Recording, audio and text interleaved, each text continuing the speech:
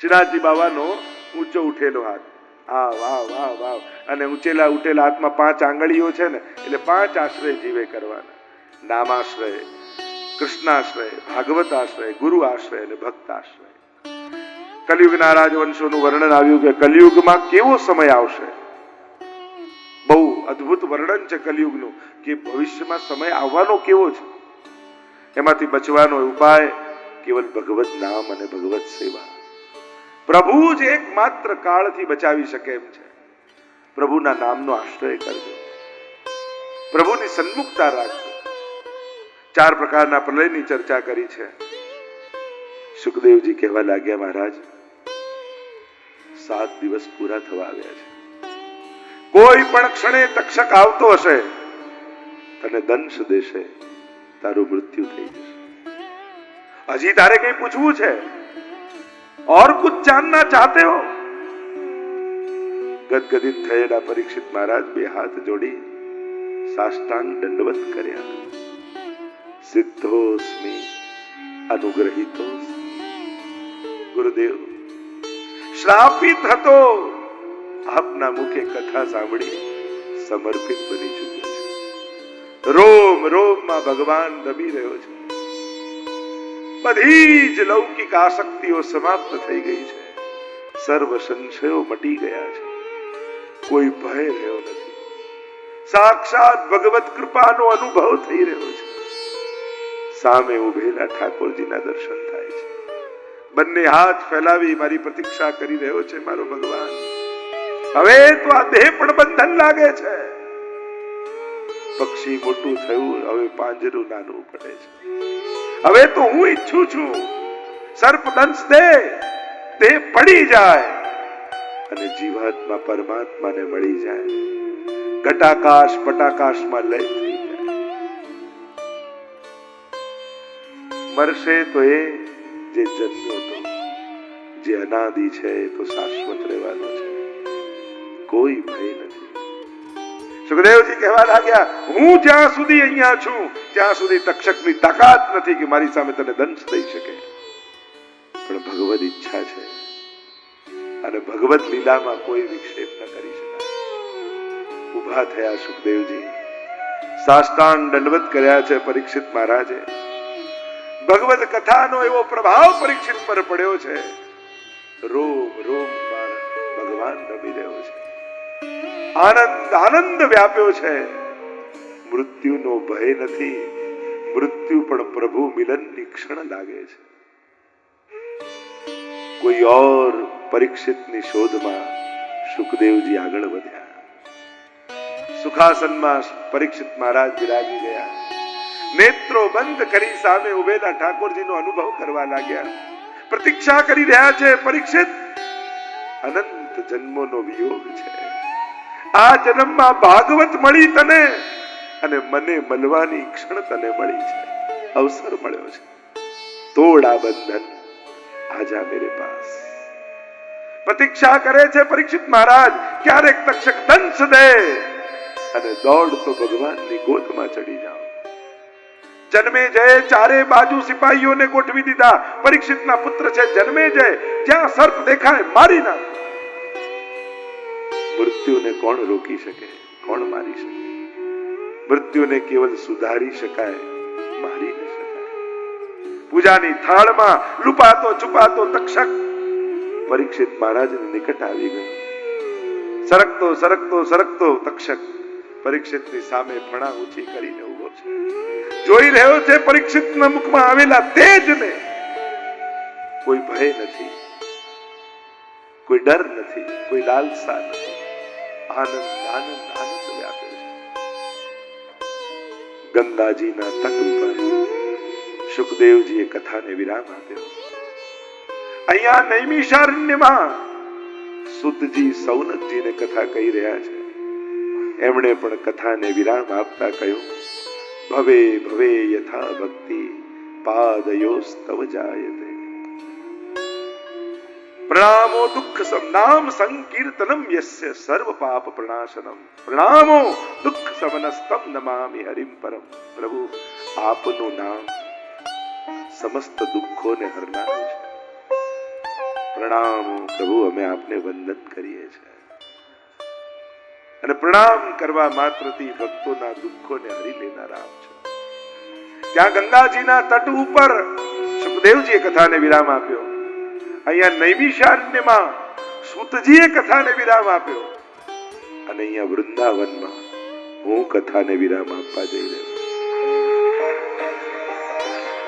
આ 7 દિવસની પવિત્ર ગાથા આપણા બધાનો આનંદ અનુભવ, જાણે વ્રજમાં રહેતા રહેતા વ્રજ ભક્તોની કૃપાનો આપણે અનુભવ કર્યો છે. એ ભાવને ધારણ કર્યો છે. પોથી લઈને જઈશ પણ ભગવાન તો તમને આપીને જઈશ. આ ભાગવત દ્વારા તમારા કર્ણરંધ્રથી ભગવાન તમારા હૃદયમાં આવીને બિરાજ્યા છે. એ ભાવ રૂપે, એ આનંદ રૂપે, એ ઉત્સાહ રૂપે, એ પ્રેમ રૂપે આ બધાના હૃદયને સ્પર્શ્યા છે. નથી લાગતું કે અહીંયાથી ભાગવત ભગવાને હાથ લાંબો કરી તમારા માથા પર હાથ મૂક્યો હોય 7 દિવસમાં? આ અહેસાસ, આ હૂંફ, આ આનંદ આપણે બધાએ અનુભવ કરી છે. ભાગવત સપ્તાહની સાથે સાથે વ્રજ ઉત્સવનો આનંદ આપણે લીધો. અને સારા દિવસો તો ક્યાં ક્ષણમાં લાગતું જ નથી કે 7 દિવસ આપણે ભેગા હતા. આજે 7મો દિવસ છે. જાણે આંખના પલકારામાં જતા રહ્યા હોય 7 દિવસ, એવો અહેસાસ આપણને બધાને થયો છે. પણ વિરામ પણ એટલા માટે છે કે કોઈ નવો ઉત્સવ પ્રારંભ થઈ શકે. તો ક્યાંક નવી કોઈ યાત્રામાં આપણે બધા જ જોડાઈ શકીએ. સર્વપ્રથમ તો આ બધા જ અમારા પ્રધાન મનોરથીઓને ખૂબ ખૂબ આશીર્વાદ આપું છું. સૌભાગ્યશાળી છો. ભાગવત કથા તો થઈ, પણ વૃંદાવનમાં થઈ એ તમારું સૌભાગ્ય છે. ઠાકોરજીની આ લીલા ભૂમિમાં થઈ. અને પ્રભુ તો કલ્પ વૃક્ષ છે. જે મનોરથ કરો એ ઠાકોરજી સગળા પૂરા કરવાના છે. આચાર્ય પીઠ પરથી આ સમગ્ર 11 મનોરથી પરિવારને આશીર્વાદ આપું છું કે ભાગવત ભગવાન તમારા હૃદયમાં કાયમ માટે નિવાસ કરી જાય. લૌકિક અલૌકિક સગળા મનોરથોને પૂર્ણ ઠાકોરજી કરે એવા આશીર્વાદ આપું છું. આવા અનેકવિધ મનોરથો, આ કથાનું ફળ એ જ આપું છું તમને કે ફરી કોઈ કથા કરવાનો તમને અવસર મળે. ઠાકોરજી કૃપા કરી ફરી કોઈ મનોરથ કરવા માટે તમને પ્રેરિત કરે એવા આશીર્વાદ આપું છું. કારણ કે સેવાનું ફળ સેવા જ છે, ભક્તિનું ફળ ભક્તિ જ છે, કથાનું ફળ પણ કથા જ છે. તો પ્રભુ આવા અનેક પ્રસંગો તમારા જીવનમાં અલૌકિક આનંદથી તમારું જીવન ભરી દે એવા આશીર્વાદ આપું છું. જે લોકો યાત્રામાં જોડાયા, મહેમાન તરીકે આવ્યા, ઉત્સવમાં આવ્યા, એ બધાને પણ આચાર્ય પીઠ પરથી આશીર્વાદ આપું છું. પ્રભુની કૃપા આ બધા પર સદા વર્ષે. આપના સકલ મનોરથો ભાગવત ભગવાન પૂર્ણ કરે એવા અમારા આશીર્વાદ છે. ખૂબ સુંદર આયોજન થયું. અમારા બધા જ કાર્યકર્તાઓએ કઠોર પરિશ્રમ કરી હરિગુરુ વૈષ્ણવ સેવાની ભાવનાથી આ સમગ્ર પ્રસંગને સફળ કરવા માટે પ્રયાસ કર્યો. જેટલા પોથીજીના મનોરથી છે, જેટલા ભૂદેવો બિરાજે છે, એમને પણ પ્રણામ કરીએ. એમણે પારાયણ કરી આપણા સ્થાનને તીર્થ બનાવ્યું. તો જેટલા પોથીજીના મનોરથીઓ છે એમનો પણ સંકલ્પ સંપૂર્ણ બને એવા આશીર્વાદ પાઠવીએ છીએ. અને મૂળ લક્ષ્ય આપણું સુંદર સ્કૂલનું નિર્માણ છે. એટલે આપની જે કાંઈ પણ આ બધી જ સેવા છે એ બધી જ વલ્લભાચાર્ય ઇન્ટરનેશનલ ગર્લ્સ સ્કૂલના નિર્માણમાં સમર્પિત કરવામાં આવે. એનું નિર્માણ થશે. જોડાયેલા છે 50 વર્ષની આ યાત્રા પૃથ્વી પરિક્રમા મહોત્સવ રૂપે ચાલી રહી છે. 8 દેશો સુધી પહોંચી છે. 42 દેશો આ વર્ષે પૂરા કરવાના છે. અનેક સ્થાનોમાં કથા, ઉત્સવ, મનોરથો થશે. 17 જાન્યુઆરીથી મુંબઈમાં બોરીવલી ખાતે પ્રમોદ મહાજન સ્ટેડિયમમાં ભાગવત સપ્તાહ થશે. ત્યારબાદ હમણાં 2 દિવસ નાથદ્વારામાં ઉત્સવ છે. 3 જાન્યુઆરી ને 4 જાન્યુઆરી સુરતમાં 2 દિવસ ઉત્સવ છે. એ રીતે 1 ફેબ્રુઆરીથી 7 ફેબ્રુઆરી આખા યુએઈ ના 7 દેશો નું આ પૃથ્વી પરિક્રમા મહોત્સવ ભાગવત સપ્તાહ રૂપે દુબઈ ખાતે ઉજવવામાં આવશે. ત્યાં પણ આપના ચિત પરિચિત સ્વજનો, જ્ઞાતિબંધુઓને એની વધાઈ આપશો. એ ઇન્સ્ટા ઉપર કે ફેસબુક ઉપર તમને પત્રિકા મળશે. ત્યારબાદ 13 ફેબ્રુઆરીથી ઋષિકેશમાં અને એ જ રીતે એની યાત્રા ચાલતી રહેશે. માર્ચ મહિનાથી ઈસ્ટ ઝોન આખો લઈશું પૃથ્વીનો. Singapore, Malaysia, Vietnam, Hong Kong, Australia, એપ્રિલમાં ન્યુઝીલેન્ડમાં છે, ફિજી, જાપાન, આ બધા દેશોની થશે. ત્યારબાદ જૂન મહિનામાં આફ્રિકાના બધા દેશો, ત્યારબાદ યુએસએ, કેનેડા, યુકે ખાતે 1 ઓગસ્ટથી 7 ઓગસ્ટ 108 પોથી સહિત ભાગવત સપ્તાહ પૃથ્વી પરિક્રમા મહોત્સવ. મીનાબેન ઉપસ્થિત છે અને ત્યાં આખું આ સમાયોજન અને એની સાથે સાથે યુરોપના 15 દેશોમાં આ પૃથ્વી પરિક્રમા દેશો દરેક દેશોમાં ઉજવાશે. તો આવા પ્રકારના વિવિધ ઉત્સવો થવાના છે. અનેક અનેક દેશોની, એટલે આ વર્ષે સતત પરિભ્રમણ રહેવાનું છે. પુષ્ટિ ધ્વજ લઈ અને જ્યાં જ્યાં સત્સંગ સ્થપાય, જ્યાં જ્યાં સ્વરૂપ પધરાવાય, એવા પ્રકારના અનેક મનોરથો થવાના છે. અને ફરી ફરતા ફરતા ડિસેમ્બર મહિનામાં અમદાવાદ ખાતે આ પૃથ્વી પરિક્રમા મહોત્સવનો સમાપન સમારોહ ડિસેમ્બર એન્ડમાં આ બધાને આમંત્રિત કરું છું.